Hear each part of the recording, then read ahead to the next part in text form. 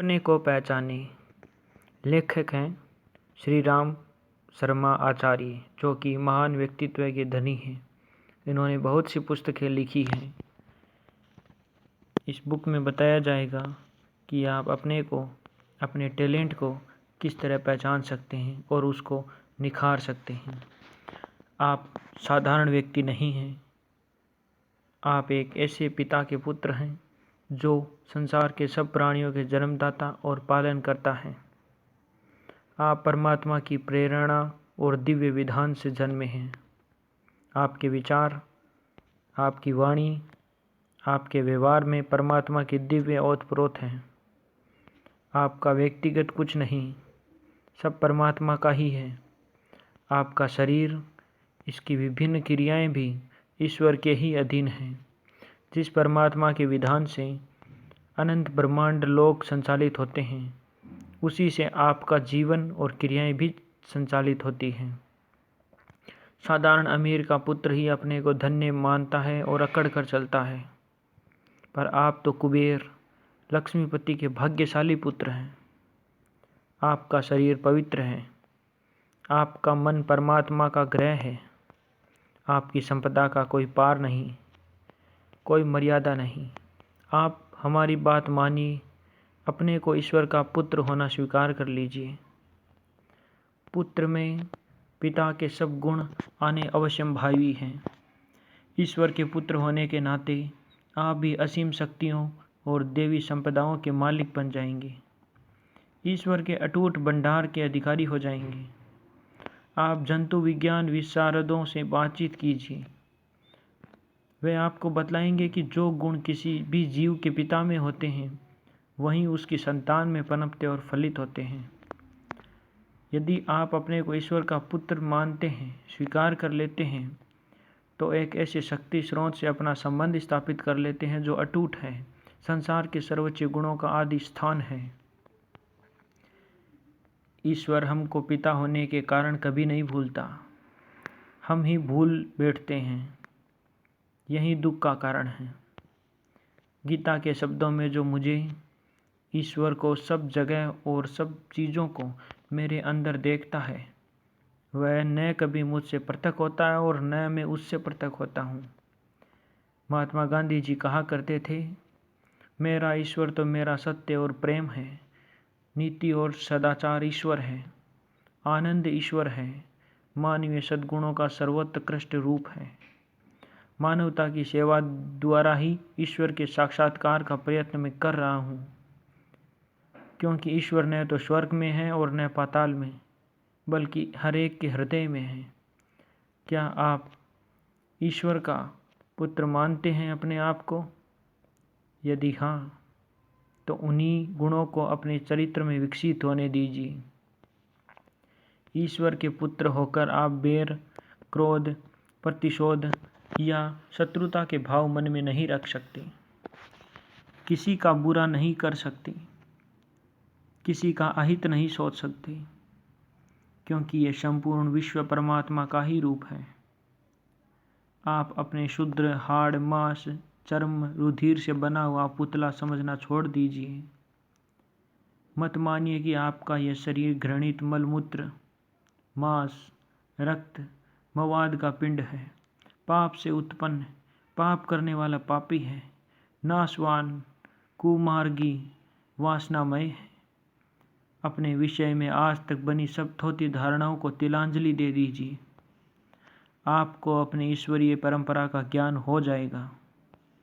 तब आपका जीवन, व्यवहार, चरित्र, बातचीत, रहन सहन और स्वभाव भी एक उच्च उद्देश्य से परिचालित होना प्रारंभ हो जाएंगे। आपके संपर्क में होने वाले या आने वाले सभी आपके तेजोमंडल से प्रभावित हो जाएंगे। समान परिस्थितियों में रहने वाले कुछ व्यक्ति दुखी हैं, कुछ सुखी हैं। अतृप्त और दुखी व्यक्तियों की धारणा है कि ईश्वर की इच्छानुसार ही लोग सुखी और दुखी होते हैं।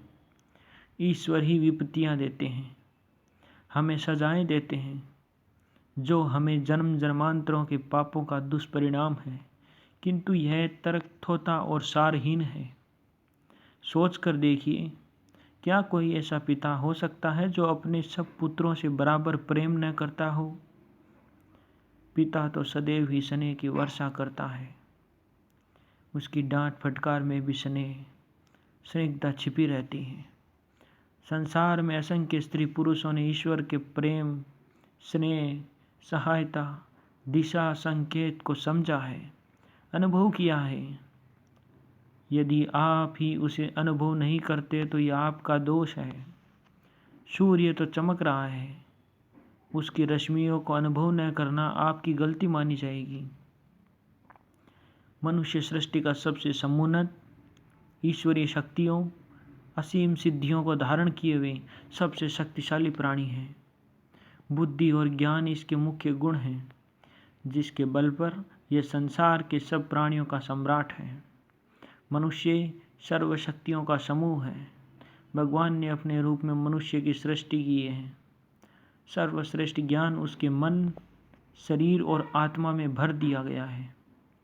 मनुष्य का निर्माण ईश्वरीय नियम, सदेश, सद्भावनाओं और विवेक आदि के व्यापक प्रसार तथा सृष्टि में सत्य, न्याय और प्रेम की स्थापन के लिए किया गया है।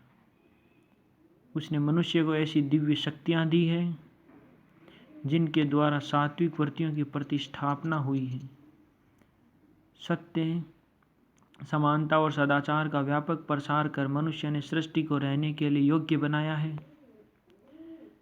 मानवीय अंतरात्मा की सात्विक वृत्तियों के प्रयोग से ही यह संसार रहने योग्य बना हुआ है।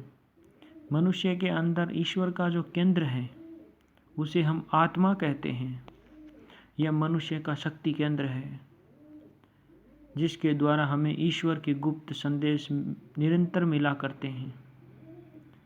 आत्मा के आदेश से मनुष्य श्रेष्ठतम कर्तव्य की ओर चलता है, पुण्य संचय करता है, अन्य प्राणियों से उच्च स्तर पर चढ़ता है, सद्गुणों को बढ़ाता है, आत्मबलों को विकसित करता है, बुद्धि को तीव्र करता है तथा विवेक को जागृत करता है। वास्तव में मनुष्य में अन्य जीवों से अधिक विकसित होने की जो क्रिया चल रही है, उसका प्रधान कारण आत्मा के गुप्त देवी आदेश से ही है। हमारा वह शक्तिशाली पिता हमारे पीछे है, तब हम भला कैसे अशक्त, असहाय और अयोग्य बने रह सकते हैं। हम सृष्टा हैं, सूची हैं, हम निर्विकार हैं। हमारे कण कण में ईश्वरीय शक्ति का निवास है। हमें इस आत्मशक्ति से सर्वत्र राज्य करना है। तुम परमात्मा के पुत्र हो, सम्राटों के सम्राट, परमात्मा के युवराज हो। तुम्हें ऐसे दिव्य गुणों से विभूषित किया गया है कि दूसरा कोई जीव तुम्हारे मुकाबले में ना आ सके। तुम्हें अपने भौतिक, मानसिक और आध्यात्मिक संपदाओं से युक्त होना चाहिए। अनंत अखंड सुख शांति का भागी बनना चाहिए। याद रखो, जो जाग कर मनुष्योचित शुभ कर्म करता है, देवता उसी को चाहते हैं, अर्थात उसी के भीतर देवीय शक्तियाँ जागृत होती हैं। जो सोए पड़े रहते हैं, देवी शक्तियाँ उनमें जागृत नहीं होती या उनसे कभी प्रेम नहीं करती। मनुष्यों, अपनी मानवता प्राप्त करो। मोह और आलस्य निद्रा से भागो, जागो। आपको जागृति से मैत्री करनी चाहिए। आपको मानव जीवन व्यर्थ के कामों में बिताने के लिए नहीं दिया गया है, वह तो श्रेष्ठ सामर्थ्यवान बनने के लिए ही दिया गया है। किसी व्यक्ति में हम उत्तम गुण, उच्च चरित्र, स्वास्थ्य, सौंदर्य या प्रशस्त कला देखते हैं तो हमारे अंदर कहीं से चुपचाप एक उच्च भाव पैदा होता है। काश हम भी यही उच्च देवी भाव या शक्तियाँ प्रकट कर पाते। इस विश्व में व्याप्त प्रत्येक अच्छाई हम में जागृत पैदा करती है, हमारी सोई हुई आत्मशक्तियों को जगाती है। वह हमें श्रेष्ठता और देवत्व के आगे बढ़ने का गुप्त संकेत करती है। हम दुष्टों, दुष्चरित्रों, प्रजापीड़कों, अत्याचारियों, नरसंहारकों, शोषकों, शराबियों, जुआरियों या व्यभिचारियों से घृणा करते हैं। हम इनमें से कुछ भी नहीं बनना चाहते। अनीति, अत्याचार, अपराध, अन्याय, दोष, त्रुटि, हानि, दरिद्रता, चोरी, डकैती, ठगी इत्यादि की ओर हमारी रुचि नहीं होती। हम पवित्रता की ओर जाना चाहते हैं, अंधकार से प्रकाश की ओर जाना चाहते हैं। आप एकांत में अपना क्या, किस रूप में देवता या राक्षस मूल्यांकन करते हैं? अपने को शूद्र मानते हैं अथवा महान? जैसा आप अपने को मान बैठे हैं, वस्तुतः वैसे ही आप हैं और दुनिया भी आपको वैसा ही मानेगी। उसी कसौटी पर सदा आपको कसती रहेगी। बुराइयों को त्यागने का अमोघ उपाय यह है कि हम एकांत में अपने चरित्र, स्वभाव और शरीर की अच्छाइयाँ एवं श्रेष्ठ गुणों का ही चिंतन करें और दिव्यताओं की अभिवृद्धि करते रहें। अपने लिए हमें वही मूल्य संसार और समाज से प्राप्त होता है जिसका हम दृढ़ इच्छा शक्ति से दावा करते हैं। जो मूल्य निर्धारित करें वैसी ही दिव्यताएं और शक्तियां प्राप्त करने का प्रयत्न भी करें। मनुष्य अपने मन में स्वयं को जैसा मान बैठा है वह वस्तुतः वैसा ही है। आप कभी कभी अपने गुणों, अपनी विलक्षण प्रतिभा, अपनी विशेष ईश्वरीय देन के बारे में खूब सोचा कीजिए। त्रुटियों की अपेक्षा श्रेष्ठताओं की सूची बनाइए। उन्हीं पर विचार और क्रियाएं एकाग्र कीजिए। यह अपनी श्रेष्ठताएं विकसित करने का मनोवैज्ञानिक मार्ग है। आपको अपनी शारीरिक, मानसिक, बौद्धिक, आध्यात्मिक तथा अनेक शक्तियों का ज्ञान नहीं है। आप नेत्रों पर पट्टी बांधे अंधाधुंध आगे मार्ग टंटोल रहे हैं। अपनी शक्तियों के प्रति अज्ञानता में आपका बहुमूल्य समय नष्ट हो गया है। यदि आप अपनी गुप्त शक्तियों के अनुसार आगे बढ़ने लगें, मन को सृजनात्मक रूप में शिक्षित कर लें, तो जीवन फूलों की सेज प्रतीत होगा और अनेक कार्य आप पूर्ण करने लगेंगे। मैं कर सकता हूँ, यह दृढ़ निश्चय भाव मनुष्य के आत्मविश्वास को पुष्ट करता है, शक्तियों को जगाता है, उसे अपनी सिद्धि और सफलता पर विश्वास हो जाता है। इस सृजनात्मक विचार का शक्तिवर्धक प्रभाव हमारे शरीर के संगठन पर पड़ता है। इन निश्चित, दृढ़ और आशा भरे विचारों से हमारा मुखमंडल दमकता हुआ मालूम पड़ता है और हमारे संपूर्ण कार्य सजीव मालूम पड़ते हैं। मन में आशा और विश्वास, शक्ति और साहस पैदा होता है। मन में गुप्त ताकत आती है। रुधिर प्रवाह भी ठीक होकर समस्त शरीर को पुष्ट करता है, जिससे मन प्रसन्न तथा शरीर हष्ट पुष्ट रहता है।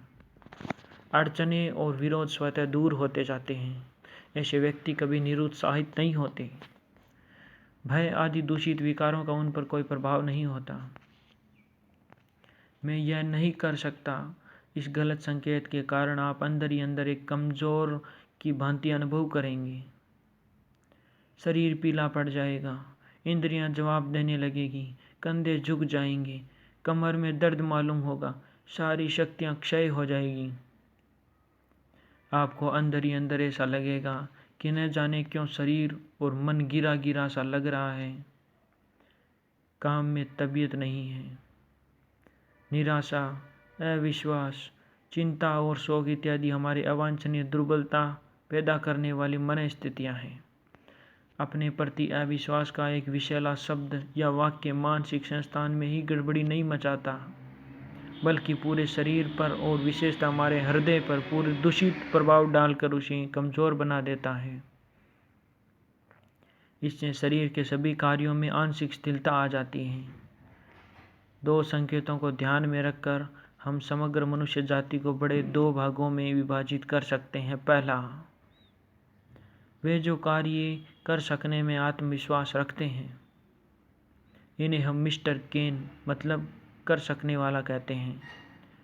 तथा सेकंड, वे व्यक्ति जो सदा अपनी कमजोरी और असफलताओं के विचार में डूबे रहते हैं, इन्हें हम मिस्टर कांट न कर सकने वाले व्यक्ति कह सकते हैं। मिस्टर केन उद्देश्य पूर्ति में असंख्य विघ्न बाधाओं के बावजूद अपने मार्ग से विचलित नहीं होते और अंततः कार्य को पूरा करके ही दम लेते हैं। इसके विपरीत मास्टर कांट प्रत्येक निश्चय में ढीले ढाले, आधे मन से कार्यों में हाथ डालने वाले, शक्की मिजाज के होते हैं और भाग्य को दोष देते हुए अपने जीवन को दुर्भाग्य की ओर ले जाते हैं। ज्योतिषियों से भाग्य पलटने की तिथियां और उपाय पूछते रहते हैं। अवसर की प्रतीक्षा में टकटकी लगाए रहते हैं। आपकी अश्रद्धा और अपनी शक्तियों के प्रति अविश्वास ही आपके दुर्भाग्य की जननी है। अपनी शक्तियों पर पूरा विश्वास कीजिए। अपनी श्रेष्ठता, अच्छाई, ताकत की बात अपने अंतःकरण में जमा लीजिए। दृढ़ निश्चय, तीव्र इच्छा और प्रबल प्रयत्न के द्वारा अपनी गुप्त सामर्थ्य को प्रकट कीजिए। फिर देखिए आपका कैसा भाग्योदय होता है। आप में अपना ईश्वरीय तत्व प्रकट करने की पूरी सामर्थ्य है। फिर क्यों दुख, असफलता और चिंता में जीवन नष्ट कर रहे हो? आप अपने आंतरिक आत्मबल पर पूर्ण विश्वास रखते हैं। प्रत्येक कार्य आपकी इच्छा के अनुसार ही होता है। आत्मबल के अनंत भंडार से आप सब अभिलाषित कार्यों में सिद्धि पाते हैं। आप प्रबल इच्छा शक्ति से इच्छित वस्तुओं को प्राप्त करते हैं। आपकी इच्छा शक्ति बड़ी प्रबल है। संसार में ऐसी कोई दुर्लभ वस्तु नहीं है जिस पर तुम्हारा जन्म से अधिकार न हो। तुम अपनी संकल्प शक्तियों को आदेश दो कि मैं एक ईश्वरीय तत्व से जिसका संबंध मन से तादात्म्य रखता हूँ, अतः उससे उत्पन्न होने वाली प्रत्येक उत्तम वस्तु का मैं पूरा हकदार हूँ, वारिश हूँ। इच्छा शक्ति के लंबे चौड़े हाथों से मैं उसे अवश्य प्राप्त कर सकता हूँ। जीवन के प्रधान व्यक्तियों में कदाचित प्रमुख नियम यही है कि मनुष्य मन, विचार, आकांक्षा का सदुपयोग सीखें। यह अनुभव करें कि वह परम शक्ति संपन्न एक सुदृढ़ चैतन्य आत्मा का पिंड है। संसार की समस्त उत्कृष्ट वस्तुओं पर उसका सम्मान पूर्ण अधिकार है। धन संपत्ति, मान सम्मान, पदाधिकार, धर्म, मोक्ष इत्यादि कुछ भी क्यों न हो, उससे विमुख नहीं है। वे उसी के लिए सृजित होते हैं तथा उसे एक दिन अवश्य में प्राप्त होते हैं। जो अपनी बेकदरी करते हैं वे पापी हैं, क्योंकि वे परमेश्वर रूप परमात्मा की निंदा करते हैं। कारण मनुष्य ईश्वर की प्रतिमूर्ति है। ईश्वर में किसी प्रकार की संकीर्णता नहीं है, सीमा बंधन नहीं है। प्रत्युत समृद्धि की विपुल संपदा भरी पड़ी है। ईश्वर का आदेश है कि पूर्ण बनो जैसा कि मैं हूँ। अतः कभी अपने आप को नीच, दीन, दुखी, दरिद्र, रोगग्रस्त आदि न समझो। प्रत्युत उत्साहपूर्वक गर्व से छाती फुलाकर कहो कि प्रत्येक उत्तम वस्तु पर मेरा अधिकार है। कहो, कोई मुझसे वह अधिकार हरण नहीं कर सकता। इस प्रकार सुंदर और शिवत्व से परिपूर्ण सुमनोहर वस्तुओं पर केंद्रित करना, विरोध से हटाकर ऐक्य में संलग्न करना, मृत्यु के विचार हटाकर दिव्य जीवन के रहस्य में केंद्रित करना एक बहुत उत्कृष्ट कला है। कर्मण्येवाधिकारस्ते मा फलेषु कदाचन। इस अमूल्य वचन के कारण प्रत्येक मनुष्य का कर्तव्य है कि वह उत्तम रीति से कर्म करने का आग्रह करें। जो जितना ही उत्तमता के निकट आएगा उतना ही परमेश्वर के निकट होगा। अतः जो कार्य करो उसमें प्रधान लक्ष्य उत्कृष्टता का ही सम्मानित रहे। इसी महान नियम द्वारा पालनकर्ता को उत्कृष्ट फल के दर्शन होते हैं। यह मत विचारो कि हमें उत्कृष्टता के अनुपात का पुरस्कार प्राप्त नहीं हो रहा है। अतः काम को उत्तम रीति से करें। स्मरण रहे, उत्तम कृत्य स्वयं ही फल देते हैं। ऐसे करने से उत्तम तत्व की अवश्य सिद्धि होगी। अपना प्रत्येक कार्य उत्कृष्टता के भाव से करने में जो आनंद लाभ होता है उसका वर्णन असंभव है। आत्म तत्व के पुजारी, ये अनुभव करो कि तुम उत्कृष्टता से कार्य करने के निमित्त बने हो। जो आगे बढ़ता है वह स्वस्थ है, शक्तिमान और दीर्घजीवी रहता है। जो थककर एक स्थान पर हार कर बैठ जाता है वह निर्बल है, अशक्त और अल्पजीवी होता है। यह नियम है जो प्रकृति में सर्वत्र दिखाई देता है। जो फिरेगा सो चरेगा, बंदो भूखो मरेगो। अर्थात जो चल फिरकर गतिशील जीवन व्यतीत करेगा उसे खुलकर भूख लगेगी। जो एक स्थान पर बंधा रहकर गतिविहीन जीवन व्यतीत करेगा उसकी निष्क्रियता ही उसे मार डालेगी। आलस्य शत्रु है, सक्रियता जीवन जागृति का लक्षण है। शर्म ही मनुष्य की सर्वोत्कृष्ट पूंजी है। आलस्य व्यक्ति, परिवार तथा समाज का शत्रु है। वह दूसरों के संचित श्रम पर निर्वाह करता है। कार्यशीलता चरित्र को चमकाकर द्युतिमान कर देती है और स्वास्थ्य सौंदर्य से परिपूर्ण कर देती है। अच्छे विचारों, अच्छी आदतों या शुभ संकल्पों को ग्रहण करना हमारे वश की बात है। देववृत्तियाँ जब सोने लगती है तभी दुष्ट अशुभ वृत्तियाँ जागृत होती है। असुर हमारे अंदर सोए पड़े रहते हैं, या यूँ कहिए कि हमारे मन में बसने और सदा जागृत रहने वाले देवता उन्हें दबाए रहते हैं। हमें देववृत्तियों जैसे प्रेम, दया, सहानुभूति, सेवा, विनय आदि को सतत जागृत और विकासोन्मुख कर रखना चाहिए। यदि शुद्ध वृत्तियाँ या अपने मनोरंजन में सोए हुए देवता लगातार जागते रहे, अपना देवोचित कार्य सजगता से करते रहे, तो असुर वृत्तियों को पनपने का अवसर ही प्राप्त नहीं होता और मनुष्य दिव्य मार्गों में बढ़ता ही चला जाता है। शुभ संकल्पों को ग्रहण कर कार्य रूप में परिणित करना हमारे हाथ में है। हम सदैव सावधान रहें और विवेक से अच्छी आदतों को ही चुनें। आपकी शक्तियाँ उत्तरोत्तर उपयोग से ही बढ़ती हैं। यदि उनसे काम न लिया जाए तो वे सोने या क्षय होने लगती हैं। प्रत्येक कार्य का कारण विचार है। हम अपने मानसिक साम्राज्य के स्वतंत्र राजा हैं। अपने मानसिक कल्पनात्मक राज्य में आप पूर्ण स्वतंत्र हैं और सब नियमों के निर्माता और आप स्वयं ही हैं। सब कुछ आप ही हैं। असंभव को संभव बना सकते हैं। यह आपका ऐसा गुप्त राज्य है जिसे न तो कोई देख सकता है तथा न आपके विचारों से किसी व्यक्ति को किसी प्रकार की आपत्ति हो सकती है।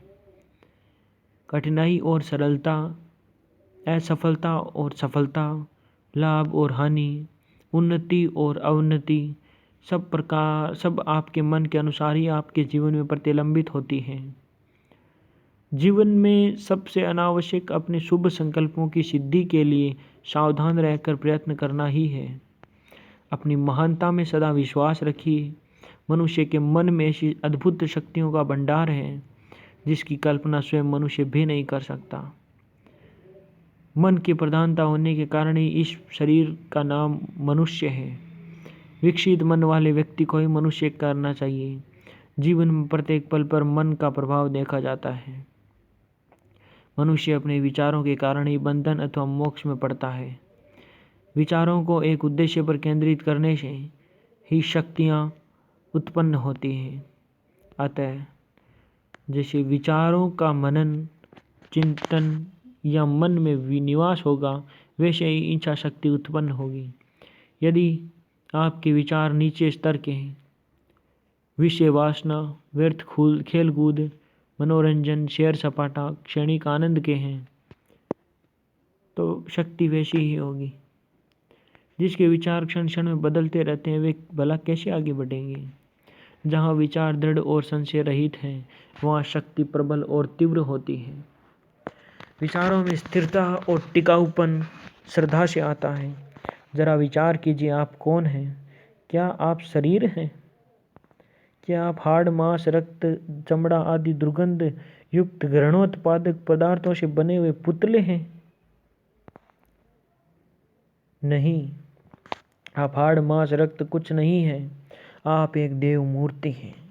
आप विचारें तो आपको मालूम होगा कि आप शरीर नहीं हैं, किंतु स्वयं विचार हैं, स्वयं शक्ति हैं।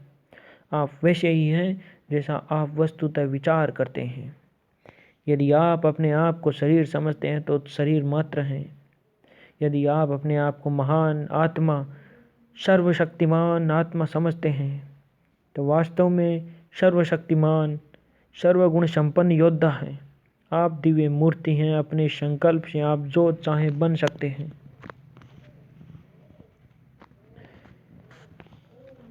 आप बलवान, स्वस्थ, तेजस्वी होने के जन्मसिद्ध प्रकृत अधिकारी हैं। कभी मत कहिए कि मैं दुखी हूँ, अशक्त हूँ, गरीब हूँ, वृद्ध हूँ, बीमार हूँ, निर्बल हूँ। ये सब बातें शरीर से संबंधित हैं। आप शरीर से ऊंचे हैं। आत्मा है आप, देवी शक्ति के नायक हैं, सबके स्वामी हैं। आप अपने मन पर पूर्ण अधिकार कर लीजिए, उसे बलवान बनाइए। शरीर भी मन की मानेगा। फिर दुख, चिंता, निर्बलता, वृद्धावस्था या असफलता का अस्तित्व न रहेगा। निर्बलता छोड़ दीजिए। भ्रम के अंधकार से ज्ञान के प्रकाश में जागिए। कायरपन के शब्दों का व्यवहार अपनी बातों में कदापि न लीजिए। हृदय और मन में दुख, शोक, रोग, पीड़ा, हानि, निर्बलता एवं आपत्ति की बातों को स्थान मत दीजिए। इनसे सामर्थ्य स्थिर होती है। लोक लज्जा को अपने ऊंचे ध्येय की पूर्ति के आगे मत लाइए। यह विचार आपको उन्नति करने से रोकता है। लोग हंसेंगे, टीका टिप्पणी करेंगे, जग हंसाई होगी, निंदा होगी। इसकी परवाह मत कीजिए। उन्नति का मार्ग कठोर और दुर्लभ होता है। संसार को पसंद नहीं आता। वे उस व्यक्ति से ईर्ष्या करते हैं जो उन्नति कर रहा है। यदि आप जगत की व्यर्थ की बातों की परवाह करेंगे तो सदैव के लिए निराशा के गड्ढे में गिरकर सदा एक ही स्थिति में सड़ते रहेंगे। कूप मंडूक मतलब कुएं का मेंढक, बाहर का संसार नहीं देख सकते। ये दुर्बलता के विचार आपकी संकल्प शक्ति की परीक्षा के लिए आते हैं। अतः इनमें विचलित न होकर अपनी दृढ़ता का परिचय दीजिए। असमर्थता मत दिखाइए। दृढ़ प्रतिज्ञा, आत्मविश्वास और निरंतर अभ्यास से असाध्य को भी साध्य किया जा सकता है। जीवन का ज्ञान ही मनुष्य के जीवन को सही कंटक विहीन मार्ग पर चलाने वाला अमृत है।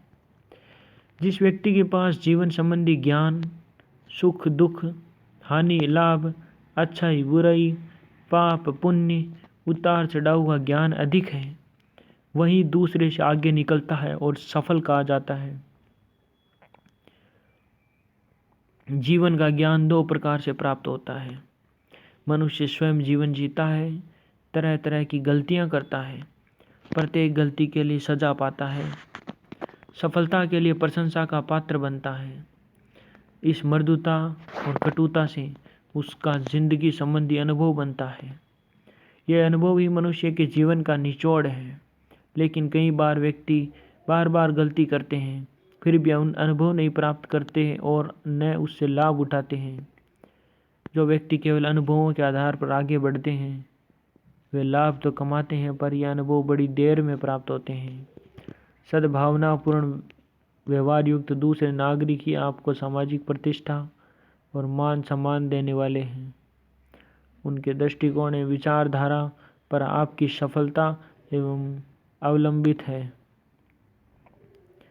जैसा आपके पड़ोसी मातहत अफसर आसपास वाले समझते हैं, वैसे ही वास्तव में आप हैं। समाज में आपके एक एक कार्य की सूक्ष्म अलक्षित तरंगें निकाला करती है और दूसरों पर प्रभाव डाला करती है।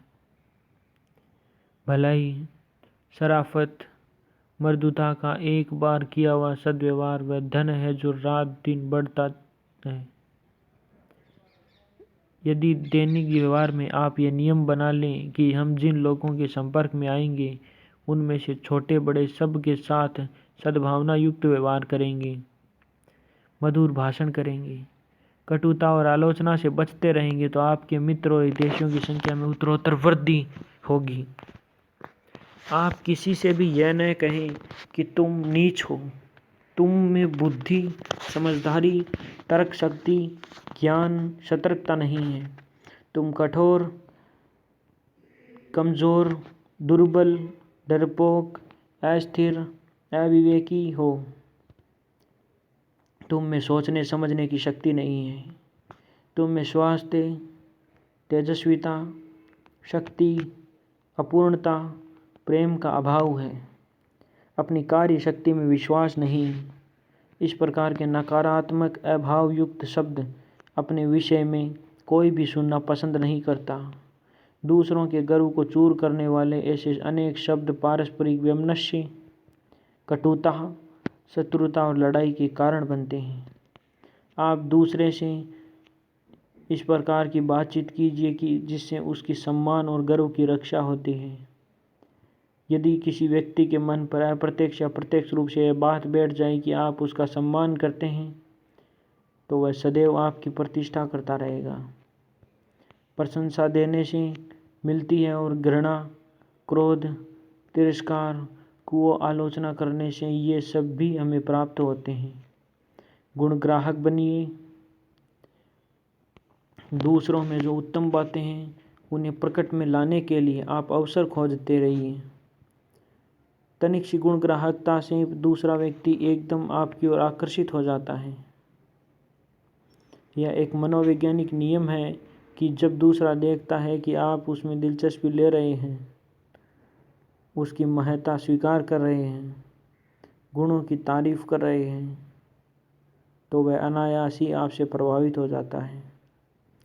संभव है कि कोई किसी समय हतोत्साहित हो रहा हो और आपकी गुणग्राहकता से उसका टूटता साहस पुनः जागृत हो जाए। जब हम लोगों का गुणग्राहक दृष्टि से निरीक्षण करने लगते हैं तो हर प्राणी में कितनी ही अच्छाइयाँ दिख पड़ती हैं। प्रत्येक व्यक्ति अपनी कहते नहीं थकता। वह एक ऐसा आदमी चाहता है जो उसकी बातें, मनोव्यथाएं, आप बीती घटनाएं, उसी के विचार और दृष्टिकोण सुनता रहे। प्रत्येक आदमी अपने विचारों में दिलचस्पी रखता है और अपने विचारों दूसरों पर प्रकट करना चाहता है। दूसरों की बातें धैर्यपूर्वक सुनना बहुत बड़ी बात है। मनोविज्ञान की दृष्टि से यह एक दूसरे के अहम को उत्तेजित करना है। आप देखेंगे कि उनकी बातों में आत्म प्रशंसा, अपनी वीरता, बुद्धि, धैर्य, कुशलता, संतुलन, ईमानदारी, वफादारी, सावधानी, विज्ञता, विपुलता इत्यादि के उदाहरण भरे पड़े होंगे। अतः अपनी अपनी मत तानिए, दूसरों की सुनिए और उसे अपने विषय में अधिक कहने का अवसर दीजिए। दूसरों की आलोचना करना बड़ा खतरनाक है। आलोचना इस ढंग से की जाए कि दूसरे की कमजोरियों पर एक इशारा मात्र हो जाए। भोंडे तरीके से की गई आलोचना या व्यर्थ दोषारोपण बहुत बड़ी हानि पहुंचा सकता है। अच्छा तो यह है कि आप इस कार्य से दूर ही रहें और इस काम को किसी दूसरे को ही करने दें। यदि करना ही पड़े तो घुमाकर दूसरे की निर्बलताओं की ओर संकेत ही कीजिए। दूसरा जब समझता है कि उसके विषय में आपके हृदय में अति उच्च धारणाएं हैं, तो वह केवल आपको प्रसन्न करने के मात्र के लिए उसे स्टैंडर्ड तक आने की चेष्टा करता है। यदि उसमें कोई दुर्गुण भी होता है तो उसको भी त्याग देता है। प्रत्येक व्यक्ति में दिलचस्पी लेकर उसकी गुप्त दुनिया में प्रवेश कीजिए। उसके गुण दोष को देखिए, फिर प्रतियुक्त दृष्टिकोण और सहज सी मधुर भाषा में उसे समझाइए। जब आप दूसरों को प्रसन्न मुख से अपनी ओर बुलाते हो या बातचीत करते हो तो उसे हार्दिक प्रसन्नता और उत्साह होता है। प्रसन्नता देवी आकर्षक तत्व है। आप सदैव प्रसन्नता से ही बातें कीजिए। जब आप दूसरे के पास मिलने जाएं तो भी आपको प्रसन्नता प्रदर्शित करनी चाहिए। प्रसन्नता से दूसरा व्यक्ति भी पुष्प की भांति खिल उठता है। प्रसन्नता, प्रफुल्लता, हर्ष, खुशी, उत्साह, जिंदादिली, उल्लास और आनंद शब्द नहीं रत्न है। इन शब्दों के अंदर छिपे हुए भावों को जीवन में उतारिए और अपने स्वभाव का एक अंग बनाइए। लोगों के पास अपनी ही मुसीबत का कम नहीं है। वे मूरमी सूरत पसंद नहीं करते। उन्हें तो आपके हास्य, विनोद, उत्तम स्वभाव, प्रसन्न मुख, आकर्षक बातें, नई नई चमत्कारपूर्ण उक्तियों की आवश्यकता है। इति सिद्धम।